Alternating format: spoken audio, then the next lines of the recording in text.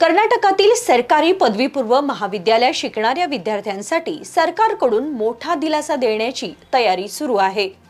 चालू शैक्षणिक वर्षापासून मोफत पाठ्यपुस्तके देण्यात आल्यानंतर आता विद्यार्थ्यांना मोफत वह्यांचंही वाटप करण्याचा सरकारचा विचार आहे।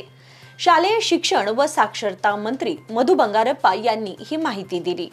सरकारी पदवीपूर्व महाविद्यालयातील विद्यार्थ्यांसाठी कर्नाटक सरकारकडून शैक्षणिक सुविधा वाढवण्यावर भर दिला जात आहे।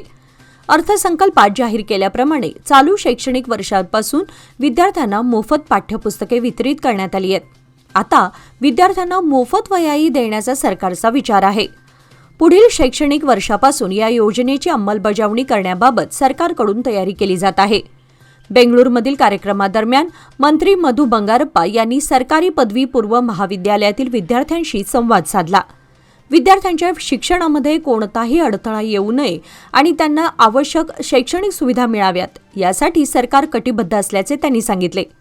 राज्यातील शाळा आणि पदवीपूर्व महाविद्यालयांमध्ये टप्प्याटप्प्याने दर्जेदार शिक्षण आणि आवश्यक सुविधा उपलब्ध करून देण्यासाठी सरकार प्रयत्नशील आहे। सर्व सुविधा एकाच वेळी उपलब्ध करून देणे शक्य नसले तरी विद्यार्थ्यांच्या गरजा लक्षात घेऊन सरकारकडून निर्णय घेतले जात असल्याचे मंत्री बंगारप्पा यांनी सांगितले।